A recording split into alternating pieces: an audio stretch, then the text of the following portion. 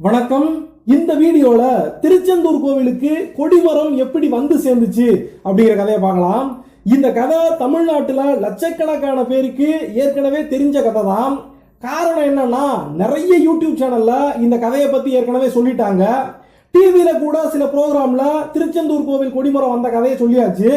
அதையும் விட்டுட்டா பேஸ்புக்கா இருக்கட்டும் இல்ல வாட்ஸ்அப்பா இருக்கட்டும், இந்த கோயில் கொடிமரத்துடைய கதையை நம்மள பல பேர் பல தடவை படிச்சிருப்போம்.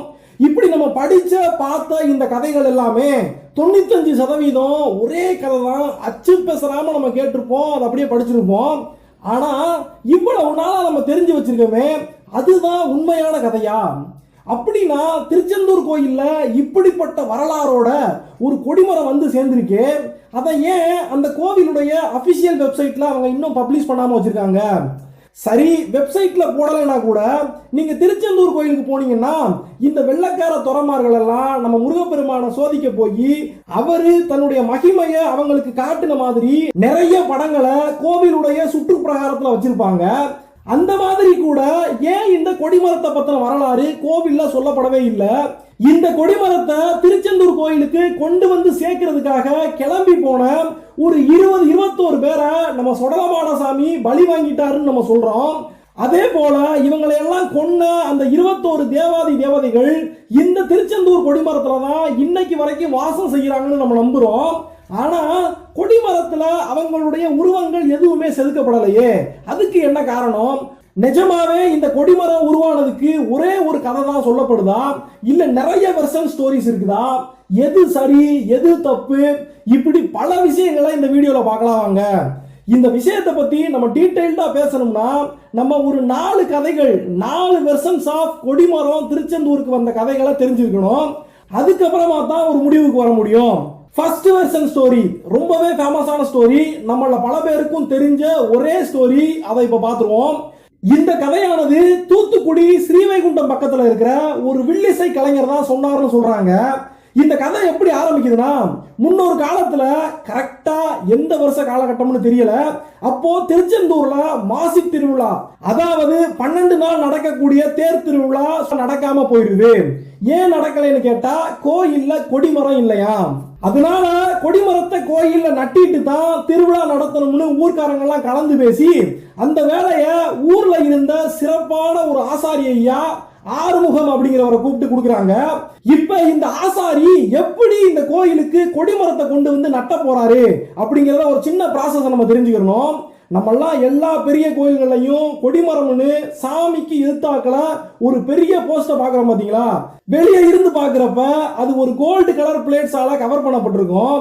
அந்த பிளேட்ஸ்குள்ள உண்மையிலேயே ஒரு பெரிய உயரமான மரம் தான் இருக்குது. எந்த அளவுக்கு உயரமா கொடிமரம் தேவைப்படுதோ அத்தம் பெரிய மரமானது வனாந்தரத்துல இருந்து வெட்டி எடுத்து வரப்பட்டு ஆசாரிமாரு உட்கார்ந்து கொப்புகளை பூரா வெட்டி அந்த மரத்துடைய கணுக்குகளை பூரா செதுக்கி அழகா இழைச்சு கொண்டு வந்து அதுக்கு பூசைகளை போட்டு கோயில்ல சாமி சன்னிதானத்துக்கு முன்னால நிப்பாட்டுவாங்க. அதுக்கப்புறமா இந்த மரத்துக்கு ஜோடிப்பு வேலைகள் எல்லாம் பார்த்து இந்த கோல்டு கலர் பிளேட்ஸோ இல்ல சில்வர் பிளேட்ஸோ செப்பு கவசமோ இதையெல்லாம் செஞ்சு வந்து மரத்துல அரைஞ்சு அதை பிக்ஸ் பண்ணி விடுவாங்க. இப்படி ஒரு வேலையத்தான் நம்ம ஆறுமுக ஆசாரி இப்ப திருச்செந்தூர் கோயிலுக்காக பார்க்க போறாரு. சரி, இத்தனை பெரிய வேலையா இருக்கே, தனியால நின்று இதெல்லாம் அவரால் செய்ய முடியுமா? முதல்ல காட்டுக்குள்ள போய் செம பெரிய மரத்தை வெட்டி எடுத்து வரணும், அதுவும் இவர் வேலைதான். அப்புறம் மர வேலைகளை பூரா பார்த்து கொடிமரத்தை நட்டி வைக்கணும். சோ இதுக்காக அவருக்கு கீழே இன்னும் ஒரு 20 பேரை சேர்த்துக்கிட்டு இந்த 21 பேரும் மரம் வெட்ட கிளம்பி போறாங்க. எங்க போய் மரம் வெட்ட போறாங்கன்னா, பக்கத்துல இருக்கிற உயரமான மரங்கள் நிறைய இருக்கிற மலங்காடான மேற்கு தொடர்ச்சி மலையை நோக்கி போறாங்க. இந்த மேற்கு தொடர்ச்சி மலை ஒரு பெரிய மலை தொடரா இருக்கிறதுனால ஒவ்வொரு மலைப்பகுதிக்கும் அங்க ஒரு பேர் சொல்லுவாங்க. இவங்க போகக்கூடிய இடமானது காக்காட்சி மலைன்னு சொல்லப்படக்கூடிய இடம். இந்த காக்காட்சி மலையில வச்சுதான் கடும் கோபக்காரரு நம்ம சுடலமாட சாமி பல வகையான ரத்த பலி, நரமாமிச பலியெல்லாம் ஒரு காலத்துல வாங்கி இருந்தாரு. அதே இடத்தை நோக்கி தான் இவங்க 21 பேரும் இப்ப கிளம்பி போறாங்க. சரி, மிகப்பெரிய வேலைக்காக கிளம்பி போறோம். அதனால நம்ம சொந்த ஊர்ல இருக்கிற தெய்வங்களை பூரா வணங்கி அவங்களுக்கு தேங்காய் உடைச்சி சூடம்பத்தி காட்டி உத்தரவு வாங்கிட்டு உன் பிள்ளைகளை காத்து கொடுங்க சாமிகளான்னு கும்பிட்டுட்டு கிளம்பலாம்னு திருச்செந்தூருடைய மந்தை பகுதியில் இருக்கிற அம்மன் கோவிலுக்கு இந்த 21 பேரும் கிளம்பி போறாங்க. இவங்க பூரா ஒரு பெரிய கூட்டமா இருக்கிறதுனால அந்த கூட வந்த 20 பேரும் கோயில் முன்னாலேயே நின்று சாமியை கும்பிட்டுக்கிறாங்க. அந்த மெயினான ஆசாரி ஐயா மட்டும் சாமியோட கருவறைக்குள்ள போய் சாமியை கும்பிட ஆரம்பிக்கிறாரு. சரி, அம்மனை கும்பிட்டுட்டு குங்குமத்தை வச்சுக்கிட்டு கிளம்பலாம்னு பார்த்தா ஒரே ஆச்சரியம். அந்த அம்மன் சிலையில இருந்து கண்ணீர் தார தாரையா கொட்டுது.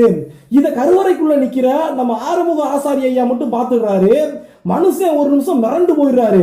அதுக்கப்புறமா மனசுல கொஞ்சம் தைரியத்தை வரவழைச்சுக்கிட்டு அந்த தெய்வத்துக்கிட்டே கேட்கிறாரு, தாயே உன்கிட்ட உத்தரவு வாங்கிக்கிட்டு இப்படி கொடிமரம் வெட்டுறதுக்கு நாங்க கிளம்பி போறோம், நீ என்னடானா இந்த நேரமா பார்த்து இப்படி அழுகிறியே தாயி, என்ன காரணம்னு கேட்கிறாரு. அப்போ தெய்வம் அவரோட பேசுது, மகனே நீங்க போறது ஒரு நல்ல காரியமா தான் போறீங்க, ஆனா இந்த வேலைக்காக கிளம்பி போற இத்தனை பேர்ல ஒன்ன தவிர வேற எல்லாருமே இறந்து போயிடுவாங்க. அதை நினைச்சாதான் எனக்கு மனசு வருத்தமா இருந்துச்சு, அதனாலதான் நான் அழுதேன்னு சொல்றாங்க. அதை சொன்னது மட்டும் இல்லாம இப்ப நான் சொன்ன இந்த விஷயத்த நீ வெளியே இருக்கிறவங்க யாருக்கிட்டையும் சொல்லக்கூடாது, நீ ஏற்கனவே பிளான் பண்ண மாதிரி மரம் வெட்டுறதுக்கு கிளம்பி போ, இதுதான் ஆண்டவனுடைய சித்தம், இதுல எந்த மாற்றமும் வரக்கூடாதுன்னு சொல்லிடுறாங்க. இப்போ இந்த ஆசாரி ஐயாவுக்கு ஒரே குழப்பமா போகுது, ஒரு பக்கம் பயமா கிடக்குது. இப்போ நடந்ததையெல்லாம் வெளியே போய் சொல்லி யாரையும் திருச்செந்தூர் கோவிலுக்கு கொடிமரம் கட்ட போக வேணான்னு இவரால் தடுக்கவும் முடியாது. தடுத்துட்டா அது தெய்வ உத்தமாகி போயிடும். அதனால என்ன செய்யறதுன்னு தெரியாம கூட வந்தவங்களை காப்பாற்றவும் வேணும், மரத்தையும் வெட்டி ஆகணும்னு சொல்லி வேற ஏதாவது வழி இருக்கான்னு யோசிச்சுக்கிட்டே போறாரு. சரி, நடக்கிறபடி நடக்கட்டும்னு சொல்லிட்டு இந்த 20 ஆட்களையும் கையோட கூப்பிட்டுக்கிட்டு மொத்தமா இவங்க 21 பேரும் 21 மாட்டு வண்டிகளை கட்டிக்கிட்டு திருச்செந்தூர்ல இருந்து பிரயாணப்பட்டு போறாங்க. இப்படி பிரயாணப்பட்டு அவங்க எங்க வந்து சேர்றாங்கன்னா களக்காடுக்கு பக்கத்துல இருக்கிற ஏர்வாடிக்கு வந்து சேர்றாங்க. காக்காட்சி மலைக்கு போக வேண்டியவங்க ஏன் ஏர்வாடி பக்கமா வந்து நிக்கிறாங்கன்னு சொல்லி கேட்டா, இந்த ஏர்வாடியில மந்திர தந்திரங்கள்ல கெட்டிக்காரரான ஒரு முஸ்லீம் இருந்தாரு. அவருடைய பேரு சின்னத்தம்பி மரைக்காயர். இந்த சின்னத்தம்பி மரைக்காயரை வந்து நம்ம ஆசாரி ஐயா பாக்குறாரு. ஐயா பாய், இந்த மாதிரி திருச்செந்தூர் கோயிலுக்கு நாங்க கொடிமரம் வெட்டணும்னு கிளம்பி போனோம். இப்படி அம்மன் கிட்ட நாங்கெல்லாம் உத்தரவு கேட்டு நிக்கும் போது அம்மன் எங்களுக்கெல்லாம் நடக்கக்கூடிய அந்த மிகப்பெரிய விபரீதத்தை பத்தி சொன்னா, இதுல இருந்து எங்களை காப்பாத்தி விடுறதுக்கு, எங்களுக்கு வரக்கூடிய பிரச்சனைகள்ல இருந்து முன்கூட்டியே தெரிஞ்சு எங்களை காப்பாத்துறதுக்கு உங்களாலதான் முடியும். அதனாலதான் உங்களுடைய உதவிய இப்போ ரகசியமா கேட்கலான்னு வந்திருக்கேன்னு சொல்லிட்டு அவரை மட்டும் தனியா கூப்பிட்டு வச்சு பேசுறாரு. இதை கேட்ட அந்த சின்ன தம்பி மரைக்காயர், ஒண்ணு கவலைப்படாதீங்க ஐயா, நான் உங்களுக்கு உறுதுணையா வந்து அந்த அல்லாஹ்வுடைய துணையால நிச்சயமாக எந்த பிரச்சனையும் இல்லாம இந்த மரத்தை வெட்டுறதுக்கு உங்களுக்கு உதவி செய்யறேன்னு வாக்கு கொடுத்துறாரு. இப்படி இவங்க 2 பேரும் பேசிக்கிட்டு இருக்கும்போது அந்த முஸ்லீம் ஐயாவுடைய மனைவி பாத்திமா பீவி அங்க வர்றாங்க. வந்து தன்னுடைய கணவர்கிட்ட சொல்றாங்க, எனக்கு முந்தா நேத்து ஒரு மோசமான கனவு வந்துச்சு, அந்த கனவுல நீ இறந்து போயிடுறையா, அதனால எந்த ஒரு வேலைக்காகவும் இவங்களோட நீ கிளம்பி போகாத, வீட்டிலேயே தங்கியிருன்னு சொல்லி கெஞ்சி பாக்குறாங்க. ஆனாலும் அந்த மரைக்காயர், நான் வாக்கு கொடுத்துட்டேன், இவங்களை காப்பாற்ற வேண்டியது என்னுடைய பொறுப்புன்னு சொல்லிட்டு இந்த 21 பேரோட கிளம்பி போறாரு. 21 மாட்டு வண்டிகளும் முதல்ல களக்காடு மலையை நோக்கி போறாங்க. அங்க ஏதாவது நல்ல உயரமான மரம் கிடைக்குமான்னு சொல்லிட்டு தேடி அலைகிறாங்க. இருந்தாலும் அவங்க கண்ணுக்கு எந்த ஒரு நல்ல மரமும் அகப்படாதனால அதுக்கப்புறமா மேற்கு தொடர்ச்சி மலையுடைய உச்சி பகுதியான காக்காட்சி மலையை போய் சேர்றாங்க. அங்க ஒரு அழகான உயரமான ஒரு சந்தன மரத்தை தேடி கண்டுபிடிக்கிறாங்க. இந்த மரம் தான் திருச்செந்தூர் முருகப்பெருமானுடைய கோயில நட்டுறதுக்கு மிக சிறந்த மரம்னு முடிவு பண்ணி அவங்க எல்லாரும் ஒண்ணு கூடி பேசி அந்த மரத்தையே வெட்டலாம்னு முடிவு பண்றாங்க. இந்த மரத்தை வெட்டும் போதுதான் ஏதோ ஒரு மிகப்பெரிய ஆபத்து வந்து இவங்கெல்லாம் இறந்து போயிடுவாங்கன்னு சொல்லி தெரிஞ்சிருந்ததா நம்ம ஆறுமுக ஆசாரி கையோட சின்னத்தம்பி மரைக்காயரை கூப்பிட்டு வந்திருந்தாரு. இப்போ அதே இடத்துல வச்சு மை போட்டு பார்த்து என்ன பிரச்சனை இங்க இருக்குன்னு கண்டுபிடிச்சு சொல்லுங்கன்னு சொல்லி கேட்கும் போது மரைக்காயரும் அங்க உட்கார்ந்து மை போட்டு பார்க்கறாரு. அப்பதான் அவங்க தேர்ந்தெடுத்த அந்த மரத்தை பத்தின உண்மையான விஷயங்கள்லாம் அவங்களுக்கு தெரிய வருது. இந்த மரத்துடைய மூட்டு பகுதியில, அதாவது மரத்துடைய அடிப்பகுதியில சுடலமாட சாமி வாசம் பண்றாரு. மரத்துடைய உச்சி பகுதியில சங்கடகாரன் சாமி வாசம் பண்றாரு. இந்த மரத்துல மொத்தம் 21 தேவாதி தேவதைகள் குடிகொண்டிருக்காங்க. இந்த மரத்தை தான் அவங்களுடைய வீடாக, அவங்களுடைய நிலையமாக நினைச்சு இந்த 21 தேவாதி தேவதைகளும் வாழ்ந்துகிட்டு இருக்காங்க. இந்த தகவலை தெரிஞ்சதுக்கு அப்புறமா அவங்க என்ன பண்ணிருக்கணும், ஆஹா சுடலமாடை இருக்கிற மரம், இதை வெட்டக்கூடாது, வெட்டுனோம்னா நம்ம உசுருக்கெல்லாம் ஆபத்தாகி போயிரும் சொல்லிட்டு அவங்க கிளம்பி போயிருக்கணும். ஆனாலும் அதே மரத்தை தான் வெட்டணும், திருச்செந்தூர் முருகப்பெருமானுக்கு இதை விட ஒரு அருமையான மரம் கிடைக்காதுன்னு சொல்லிட்டு அந்த மரத்தையே வெட்டுறதுக்கு எல்லாரும் முடிவு பண்றாங்க. முடிவு பண்ணதோடு மட்டும் இல்லாம சின்னத்தம்பி மரைக்காயர்கிட்ட இங்க இருக்கிற தேவாதி தேவதைகளை எல்லாம் வெளியே அனுப்பி இந்த மரத்தை ஃப்ரீ பண்ணி கொடுங்கன்னு கேட்கும்போது அவரு தன்னுடைய மந்திர வேலைகளை எல்லாம் யூஸ் பண்ணி இவங்களை ஒரு வழியா கட்டுப்படுத்தி இந்த மரத்துல இருந்து வெளியே எடுக்கிறதுக்கான வேலைகளை பார்த்துக்கிட்டு இருக்காரு. அதே சமயத்துல இங்க மரம் வெட்ட வந்திருக்கிற எல்லாரும் மரத்தை வெட்ட ஆரம்பிக்கிறாங்க. இப்படி வெட்ட ஆரம்பிக்கும் போது அந்த மரத்துல ஒரு வெட்டு உழுகிறதுக்குள்ள அந்த கோடாரியானது திரும்பி வெற்றவங்களையே தாக்குது, அவங்களுக்கு எதிர நிக்கிறவங்களுடைய மண்டைய உடைக்குது. இப்படியாக 21 பேர் மரம் வெட்ட வந்தவங்கல்ல பெரிய ஆசாரி ஆறுமுக ஆசாரியை தவிர 20 பேர் அந்த இடத்துலயே இறந்து போயிடுறாங்க. அதே நேரத்தில் இப்படி 20 பேரும் செத்து போயிட்டாங்களே, மரைக்காயரே நீங்க என்னையா மந்திரம் போடுறீங்கன்னு திரும்பி அவரை பார்க்க போக அவரும் ரத்த வாந்தி எடுத்து அங்கேயே செத்து போய் கிடக்கிறாரு. இப்போ இங்க கிளம்பி வந்திருந்த இந்த ஒட்டுமொத்த கூட்டத்திலேயே ஆறுமுக ஆசாரி மட்டும்தான் உயிரோட இருக்காரு. அவரையும் இந்த மரத்துல இருந்து 21 தேவாதி தேவதைகள் இறங்கி வந்து விரட்ட ஆரம்பிக்குது. அதனால பயந்து போய் இந்த சுடலமாடங்கிட்டையும் மற்ற தேவதைகள் கிட்டையும் மாட்டிக்கிற கூடாதுன்னு சொல்லிட்டு ஓட்டமா ஓடி காக்காட்சி மலையை விட்டு இறங்கி ஓடிக்கிட்டு இருக்காரு ஆறுமுக ஆசாரி. கடைசியாக அவர் வந்து சேர்ந்த இடம் அந்த வனாந்தரத்துக்குள்ளேயே தாமிரபரணி ஆத்தங்கரையில உட்கார்ந்து இருக்கிற நம்முடைய சொரிமுத்து ஐயனார் சாஸ்தாவுடைய கோவிலுக்கு, அதாவது ஐயப்ப சாமியுடைய ஆதி அம்சமான அந்த சொரிமுத்தையனார் கோவிலுக்கு வந்து தஞ்சம் கேட்கிறாரு நம்முடைய ஆறுமுக ஆசாரி ஐயா. இவரு என்னதான் சொரிமுத்து ஐயனார் கோவிலையே அடைக்கலம் வாங்கிட்டாலும் 21 தேவாதி தேவதைகள் விரட்டி அந்த கோவில் வரைக்குமே வந்து சேர்ந்துருதுங்க. அப்போ தன்னையே நம்பி தன்னுடைய காலை புடிச்சுக்கிட்டு இருக்கிற இந்த பக்தனுக்காக சொரிமுத்து ஐயனார் அந்த தேவாதி தேவதைகளோட சமரசம் பேசி வைக்கிறாரு. எப்பா சுடலமாடா, உன் கூட இப்படி 20 தேவாதி தேவதைகளை கூப்பிட்டுக்கிட்டு இவரை விரட்டி வாரையே, இவர் ஒரு நல்ல காரியத்துக்காக ஒரு வகையில உனக்கும் எனக்கும் நம்ம 2 பேருக்குமே அண்ணனா இருக்கக்கூடிய சுப்பிரமணிய சாமி முருகப்பெருமானுடைய கோவில்ல கொடிமரம் நட்டுறதுக்காக தானே ஏன் உங்க மரத்தை வெட்ட வந்தாங்க? அந்த ஒரே காரணத்துக்காக இப்படிப்பட்ட ஒரு நல்ல மனுஷனை இப்படி விரட்டி வரலாமாப்பான்னு சொல்லிட்டு நியாயம் கேட்கிறாரு. அப்போ சுடலமான சாமி என்ன சொல்றாரு, சொரிமுத்தையனாரே நீங்க சொல்றது சரிதான், நான் இல்லைன்னு சொல்லல, ஆனா இந்த சந்தன மரத்துலதான் காலங்காலமாக குடியிருந்து வாரோம், இப்படி திடீர்னு திருச்செந்தூர் கோவிலுக்காக இத கொடிமரமா வெட்டி எடுத்துட்டு போயிட்டா நாங்க எங்கேயா தங்குறது கேட்க போக, அப்போ சொரிமுத்தையனார் இந்த கொடிமரம் வெட்டப்பட்டு எடுத்துக்கொண்டு போகும்போது அது கூடயே சேர்ந்து போய் இந்த கொடிமரத்திலேயே திருச்செந்தூர்லயே காலாகாலத்துக்கும் வாசம் செஞ்சு வாங்கன்னு சொல்லி அந்த தேவதைகளை எல்லாம் சமாதானப்படுத்தி அவர்களுக்கு தேவையான ரத்த பலிகளை எல்லாம் கொடுக்க சொல்லி அவர்களுடைய மனசை எல்லாம் குளிர வச்சு அந்த தேவதைகளை வச்சு அந்த சந்தன மரத்தை வெட்ட வைக்கிறாரு. அப்படியாக அந்த 21 தேவாதி தேவதைகளும் போய் அந்த மிகப்பெரிய சந்தன மரத்தை வெட்டி எடுத்து வந்து இந்த மரத்தை வெட்டுறதுக்காக 21 பேரு 21 மாட்டு வண்டியில வந்தாங்க பாத்தீங்களா, அந்த 21 மாட்டு வண்டிகளையும் ஒன்னாக சேர்த்து கட்டி மிகப்பெரிய மரத்தை மாட்டு வண்டிகள் மேலையும் படுக்க வச்சு இந்த தேவாதி தேவதைகளே பத்திக்கிட்டு வந்து திருச்செந்தூர் வரைக்கும் கொண்டு வந்து சேர்த்தாங்கன்னு ஒரு கதை சொல்றாங்க. அப்படி சொரிமுத்து ஐயனார் சாமியுடைய கட்டளைப்படி சுடலமான சாமியும் மற்ற தெய்வங்கள் எல்லாம் கொண்டு வந்து சேர்த்த அந்த கொடிமரம் தான் திருச்செந்தூர் கோயில்ல நாட்டப்பட்டு அதுக்கப்புறமா மாசி திருவிழா அருமையா நடக்க ஆரம்பிச்சுன்னு சொல்றாங்க. அதுக்கப்புறமா தினமுமே கோவில்ல இருக்கிற மூலவர் நம்ம சுப்பிரமணிய சாமிக்கு பூஜை செய்யறதுக்கு முன்னால முத பூஜை அதிகாலையில 5 மணிக்கு இந்த கொடிமரத்துக்கு தான் கொடுக்கறாங்க. இதுதான் எல்லாருக்கும் தெரிஞ்ச பிரபலமான அந்த கதை. இந்த கதை தான் உண்மை கதை அப்படின்னு சொல்றதுக்கு ஆதாரமாக 21 தேவாதி தேவதைகள் நினைச்சதுனாலதான் அந்த மலங்காட்டுக்குள்ள இருந்து இந்த மிகப்பெரிய மரமானது திருச்செந்தூர் வரைக்கும் கொண்டு வந்து சேர்க்கப்பட்டுச்சு. சாதாரண மனுஷர்களால அவ்வளவு பெரிய மரத்தை அந்த மலங்காட்டுல இருந்து இங்கே கொண்டு வந்து சேர்த்திருக்கவே முடியாது. அதனால இப்ப சொல்லப்பட்ட இந்த கதை தான் உண்மையான கதைன்னு ஆதாரத்தோட சொல்லப்படுது. சரி, இப்போ இந்த ஃபர்ஸ்ட் வெர்ஷன் ஸ்டோரியை கேட்டாச்சு. ரொம்ப நல்ல கதை, திருப்திகரமான தெய்வாம்சம் பொருந்திய மனசுக்கு நெருக்கமான ஒரு கதையா இது இருந்திருக்கும். இப்போ இதுக்கப்புறமா நம்ம பார்க்க போற மற்ற 3 கதைகளுமே இந்த ஃபர்ஸ்ட் ஸ்டோரியில இருந்து எப்படி டிஃபர் ஆகுதுன்னு நம்ம பார்க்கலாம்.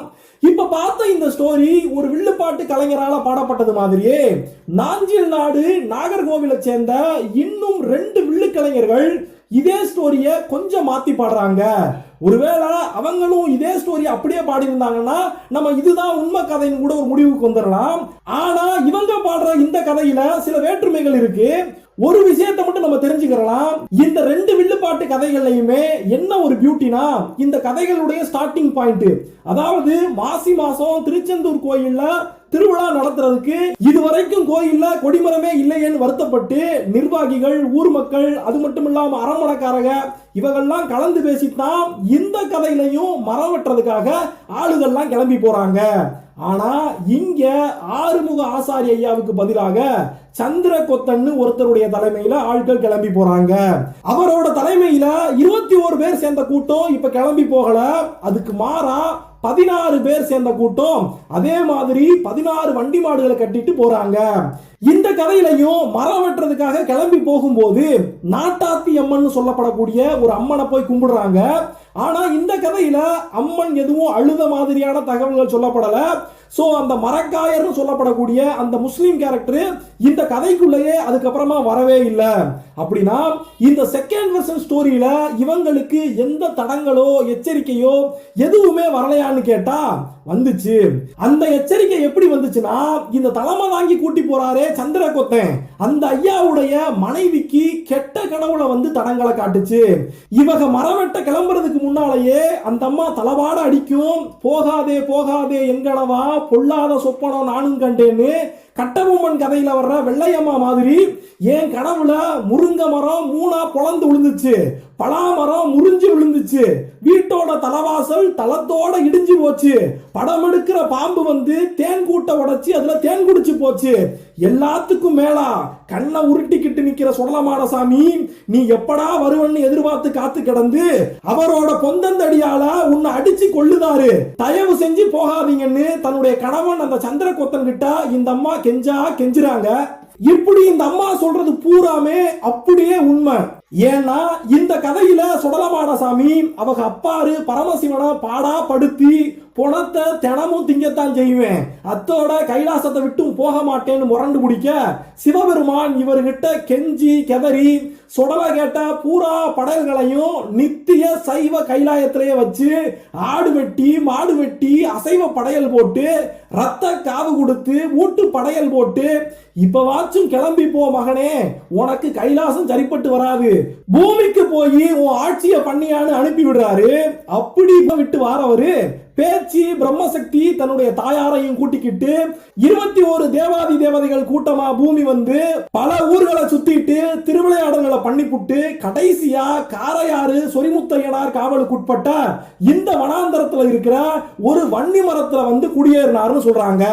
மரத்துடைய அடியில சுடலமாடசாமி நின்னுக்கிறாங்க, மரத்துடைய உச்சியில தாய் பிரம்மசக்தி அம்மா செட்டில் ஆயிடுறாங்க.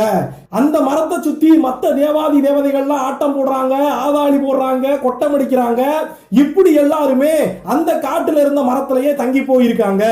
அப்போ இந்த மரத்துடைய உச்சியில இருக்கிற பிரம்மசக்தி அம்மா கேக்குறாங்க, மகனே எந்தெந்த இடமெல்லாம் சுத்தி வந்து கடைசியாக இந்த மரத்துல ஏன் நம்ம நிக்கிறோம், அதுக்கு என்னையா காரணம்னு சுடலமாடசாமி கிட்ட கேட்க போக சுடலமாடசாமி சொல்றாரு, இன்னையிலிருந்து எண்ணி 8 நாளுக்குள்ள இங்க நமக்கு ரத்த பலி கிடைக்கும், இங்க ரத்த ஆறு ஓடும், நம்முடைய பசிகளை எல்லாம் நம்ம தீர்த்துக்கலாம்னு சொல்லிட்டு ஆதாளி போட்டு சிரிச்சுக்கிட்டு 5 மணி வளையத்தை கையில தாங்கினாப்புல நிக்கிறாப்ல. சுடலமாடசாமி எதை மனசுல வச்சுக்கிட்டு இப்படி நமக்கு ரத்த பலி கிடைக்க போகுது, ரத்த ஆறு ஓட போகுதுன்னு சொல்றாருன்னா, இங்க இன்னும் 8 நாளுக்குள்ள இந்த கூட்டமானது மரம் வெட்ட வரும், அவங்கள பூரா போட்டு தரலாம்னு சொல்லி ஏற்கனவே தெரிஞ்சு வச்சு அதனாலதான் இப்படி தன்னுடைய தாய் கிட்ட பேசிக்கிட்டு இருக்காரு. இப்படிப்பட்ட விஷயத்தை தான் சந்திரகொத்தனுடைய மனைவி அவர்கிட்ட சொல்லி மரவட்ட போகாதீங்கன்னு தடுத்து பாக்குறாங்க. ஆனாலும் அவர் கேட்க மாட்டாரு. ஊர் மக்கள் மத்தியில, நிர்வாக அதிகாரிகள் மத்தியில, அரண்மனைக்காரங்களுடைய மத்தியில எல்லாருக்கும் வாக்கு கொடுத்துட்டு வந்துட்டேன், இன்னும் 8 நாளைக்குள்ள மாசி மாசம் அசுபதி நட்சத்திரத்துல இந்த திருச்செந்தூர் கோயில்ல நான் கொடிமரத்தை நட்டேன்னு வாக்கு கொடுத்துட்டு வந்துட்டேன், அதனால நீ சொல்றதெல்லாம் கேட்க மாட்டேன்னு சொல்லிட்டு கிளம்பி போகிறாரு நம்ம சந்திரகொத்தன்.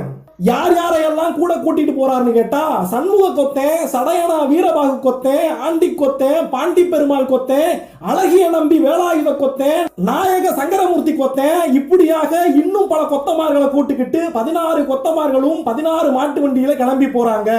சொரிமுத்து ஐயனார் கோவில் வாங்கி இருக்கிற அந்த காட்டு பகுதிக்கு வராங்க. இந்த ஓங்கி வசந்து நிக்கிற வன்னி மரத்தையும் கட்டம் கட்டிட்டாங்க. இந்த மரத்தை வெட்டலாம்னு முடிவு பண்ணி மரத்து மேல கோடாரிய ஓங்க போற அந்த சமயமா பார்த்து கவுளி ஒண்ணு கத்துது. இத பார்த்து கூட வந்திருந்த பாண்டி கொத்தன் பதறி போயிடுறியா, சகுனமே சரியில்லப்பா, இந்த மரத்தை நம்ம இப்ப வெட்டித்தான் ஆகணுமான்னு சொல்லி கேட்டு பாக்குறான். ஆனாலும் சந்திர கொத்தன் பயப்பட மாட்டேங்கிறாப்ல. வெட்டுங்களையான்னு சொல்லி உத்தரவு கொடுக்க போக எல்லா கொத்தமார்களும் அந்த மரத்தை வெட்ட ஆரம்பிக்கிறாங்க. இப்படி மரத்தோட இடது பக்கத்துல நின்று ஒருத்தர் வெட்டுறாப்ல, வலது பக்கத்துல நின்று ஒருத்தர் வெட்டுறாரு. இடது பக்கத்துல வெற்றவருடைய கோடாரியானது செதறி போய் வலது பக்கத்துல இருக்கிறவனுடைய மண்டைய பொளக்குது. வலது பக்கத்துல இருக்கிறவன் வெற்ற அந்த கோடாரியானது இடது பக்கத்துல இருக்கிறவனுடைய மண்டைய பொளக்குது. அத்தோட நிக்காம சுடலமான சாமி அந்த வன்னி மரத்து அடியிலிருந்து கிளம்பி வந்து தன்னுடைய பொந்தந்தடிய வச்சு நிறைய பேருடைய சோழியை முடிச்சு விட்டுறாரு. அங்க வந்து நிக்கிற அந்த 16 மாட்டு வண்டிகள்ல இருக்கிற பல மாடுகளுடைய முட்டியையும் பேத்து விட்டுறாரு. இதையெல்லாம் பார்த்து பயந்து போய் மிச்சம் எஞ்சி நிக்கிற உசுர கையில முடிச்சுக்கிட்டு போராடிக்கிட்டு இருக்கிற அவங்கெல்லாம் ஓடி வந்து இப்ப சொரிமுத்து ஐயனார் கோவில்ல அடைக்கலம் வாங்குறாங்க. அங்க இவங்களை விரட்டிக்கிட்டு சுடலமாடலும் பிரம்மசக்தியும் மத்த தேவாதி தேவதைகளும் ஓடி வராங்க. அதுக்கப்புறமா சொரிமுத்து ஐயனாரால பஞ்சாயத்து பேசப்பட்டு கருங்கோழி கருங்கடா வெட்டி பொங்கல் வச்சு அந்த மரத்துக்கு பூஜை போட்டு இந்த தேவாதி தேவதைகளுடைய அனுமதியை வாங்கிக்கிட்டு அதுக்கப்புறமா அந்த மரத்தை வெட்டி இவங்க கொண்டு வந்திருந்தாங்களே 16 வண்டிகள், அந்த 16 வண்டிகளையும் ஒன்னா சேர்த்து கட்டி அந்த வெட்டப்பட்ட கொடி மரத்தை சாட்சி கொண்டு வந்து பாபநாசத்தை விட்டு கிளம்பி வந்து திருச்செந்தூர் வந்து அந்த மரத்தை அழகாக செதுக்கி சோடிச்சு சிங்காரிச்சு அங்கே ஒரு கொடிமரமாக நட்டுனாங்கன்னு சொல்லப்படுது.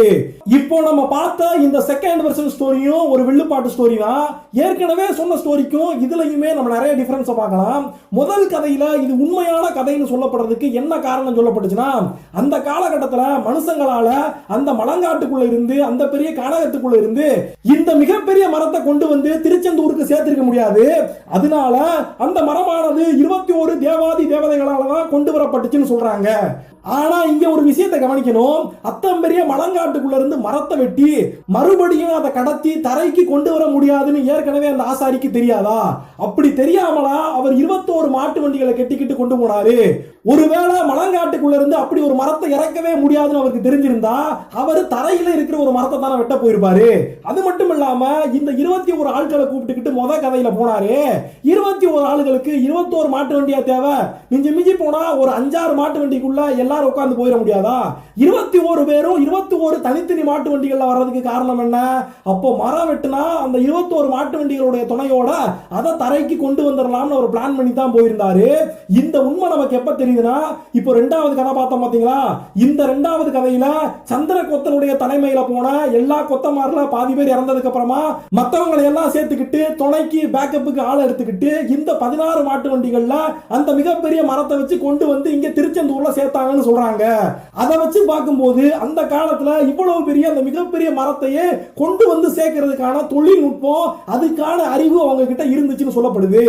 நமக்கு இன்னொரு டவுட் கூட வரலாம். மலங்காட்டுக்குள்ள பாதை வேற சரியா இருக்காது.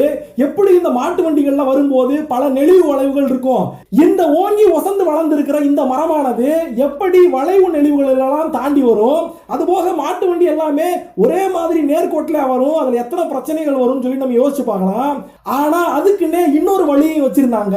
இத்தனை பெரிய மலங்காடுகள்ல ஓடக்கூடிய நதிகள் வழியா இப்படி மரத்தை வெட்டி போட்டு விட்டு அந்த நதியோட வெள்ளத்திலேயே மலங்காட்டுல இருந்து தரைப்பகுதி வரைக்குமே இந்த மரமானது அடிச்சு வரப்பட்டுரும். எங்கேயாவது ஒரு இடத்துல தட்டுப்பட்டு நின்றுச்சுன்னா அந்த இடத்துல மட்டும் போய் இந்த ஆசாரிகள் கீந்தி கீந்தி விட்டு மறுபடியும் எந்த தடங்களும் இல்லாம தரைப்பகுதி வரைக்கும் கொண்டு வந்து சேர்த்துட்டு அங்கிருந்து தான் மாட்டு வண்டியில கட்டி இப்படி திருச்செந்தூர் வரைக்கும் எடுத்து வந்தாங்கன்னு ஒரு தகவல் சொல்லப்படுது. அதே மாதிரியே 2 கதையில மரம் வெட்ட கிளம்பி போன ஆட்களுடைய எண்ணிக்கையா இருக்கட்டும், அந்த குழுவுக்கு தலைமை தாங்கின ஆட்களா இருக்கட்டும், 2 பேரோட பேருமே ரொம்ப டிஃபரெண்டா இருக்குது. 2 வில்லுப்பாட்டு கதைகளையுமே கிட்டத்தட்ட தலைமை தாங்குற ஆளுடைய பேராவது ஒரே மாதிரி சொல்லி இருந்தா சரி, முன்ன பின்ன சில தகவல்கள் சொல்லப்பட்டிருக்கலாம். ஆனா இதுதான் கிட்டத்தட்ட ஒரிஜினல் ஸ்டோரின்னு நம்ம ஒரு முடிவுக்கு வந்துடலாம். ஆனா 2 கதைகள்லையுமே மரம் வெட்ட போன ஆட்களுடைய எண்ணிக்கையா இருக்கட்டும், அவங்களுக்கு தலைமை தாங்கின ஆட்களா இருக்கட்டும், எல்லாமே டிஃபரெண்டா சொல்லப்படுது. அதனால நம்ம எல்லாருக்குமே இவ்வளவு நாளா தெரிஞ்ச அந்த முதல் கதை உண்மையான கதை அப்படின்னு சொல்லி நம்ம நினைச்சோம்னா அதே மாதிரியான ப்ராபபிலிட்டி இந்த இரண்டாவது கதையும் உண்மையா இருக்கிறதுக்கான வாய்ப்புகள் இருக்கு. ஏன்னா அதுவும் ஒரு வில்லுப்பாட்டு கலைஞரால தான் சொல்லப்பட்டிருக்கு, இதுவும் ஒரு வில்லுப்பாட்டு கலைஞரால தான் சொல்லப்பட்டிருக்கு. இந்த இரண்டாவது வில்லுப்பாட்டு கதையை சொன்னவரும் ஒரு சாதாரணமான ஆள் கிடையாது, கலைமாமணி பட்டம் வாங்கின ஒரு மிகப்பெரிய ஆள் தான். அதனால முதல் கதையை நம்ம எந்த அளவுக்கு நம்பலாமோ அதே மாதிரியே இந்த இரண்டாவது கதையையும் நம்ம நம்பலாம். சோ நம்ம பார்த்த இந்த ரெண்டு வெர்ஷன் ஸ்டோரி, இந்த ரெண்டு வில்லுப்பாட்டு கதைகள்லயே மிகப்பெரிய குழப்பத்துக்குள்ள இப்ப நம்ம வந்து சேர்ந்திருப்போம்.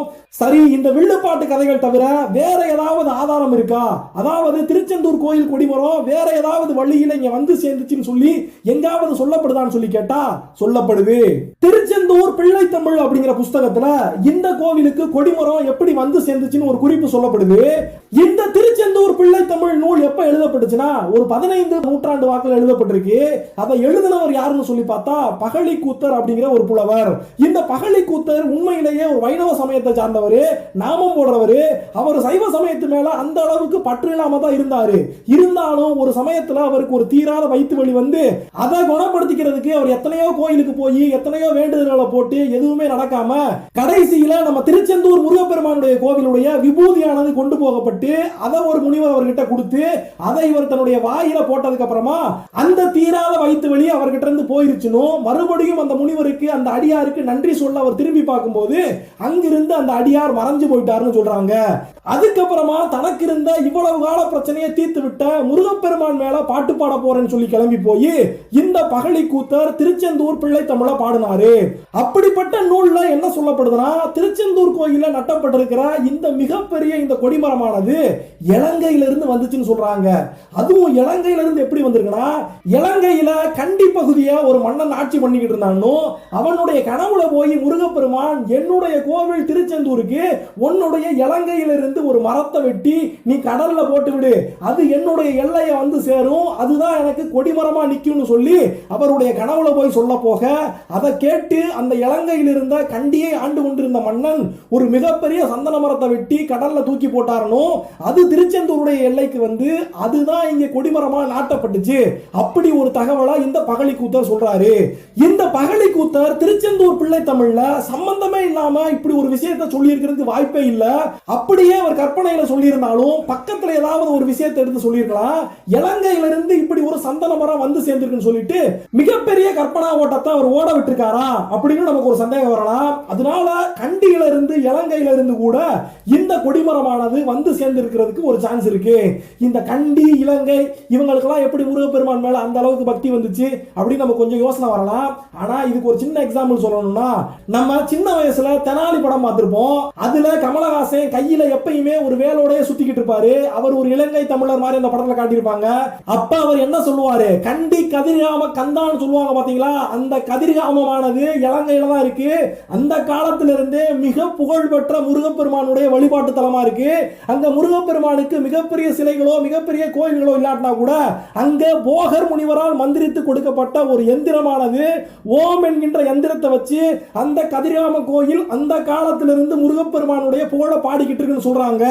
இப்ப கூட இலங்கையில நிறைய தமிழர்கள், அதுலயும் குறிப்பா இந்த கண்டி இந்த பகுதியில் இருக்கக்கூடிய தமிழர்கள் அவங்களோட வீட்டுல ஏதாவது சுபகாரியம் நடத்தினாலோ வீட்டுக்கு பால் காய்ச்சினாலோ ஏதாவது ஒண்ணு தொட்டு கொடுத்தாலோ இந்த கதிர்காம கோயில இருந்து முருகப்பெருமான வேண்டி அவருடைய ஆசியோட தான் எல்லாத்தையும் நடத்துறாங்க. அதே மாதிரி தான் 15ஆம் நூற்றாண்டுகளுக்கு முற்பட்ட காலத்தில் இருந்த கண்டியை ஆண்டு கொண்டிருந்த ஒரு முருக பக்தன் ஒரு மன்னன் இந்த சந்தன மரத்தை வெட்டி கடல்ல போட்டு திருச்செந்தூர் கோயிலுக்கு அனுப்பி வச்சான்னு ஒரு கதை சொல்றாங்க. இப்போ இந்த 3வது வெர்ஷன் ஸ்டோரியையும் பார்த்தாச்சு. அடுத்து 4வது வெர்ஷன் ஸ்டோரிக்குள்ள போனோம்னா இது ரொம்ப டிஃபரண்டான கதை கிடையாது. ஏற்கனவே நம்ம பார்த்த முதல் கதை 2வது கதை இதை தொட்டு போற கதை தான். அதாவது முதல் கதையில சொரிமுத்து ஐயனார் கோயில்ல வந்து நம்ம ஆறுமுக ஆசாரி ஐயா அடைக்கலம் வாங்குறாரு.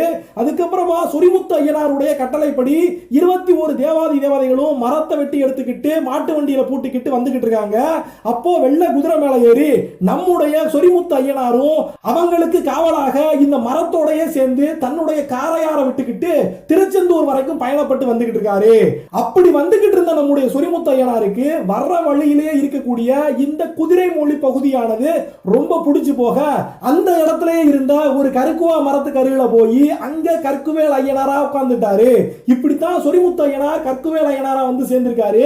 இந்த கதையில நம்ம கொடிமரத்தை பத்தி வித்தியாசமா என்ன தகவல் சொல்லப்படுதுன்னு சொல்லி கேட்டா, இந்த கதையுடைய ஆரம்பத்துல என்ன சொல்றாங்கன்னா, ஏற்கனவே திருச்செந்தூர் கோயில்ல ஒரு கொடிமரம் இருந்திருக்கு. அந்த பழைய கொடிமரத்துல கொடியேத்தி தான் பல காலமாக திருவிழாக்கள் நடந்து வந்துகிட்டு இருக்கு. ஆனா ஏதோ ஒரு குறிப்பிட்ட காலகட்டத்தில் அந்த கொடிமரமானது பின்னமாகி போகிறது, அதாவது உடைஞ்சு போயிருது, பழுதுபட்டு போயிருது. அதுக்கப்புறமா புது கொடிமரத்தை நட்டிட்டு திருவிழா எடுக்கணும்னு நினைச்சாங்க. அதனாலதான் இந்த ஆறுமுக ஆசாரியுடைய தலைமையில ஒரு மிகப்பெரிய படையானது கிளம்பி போய் மரம் வெட்ட போச்சு.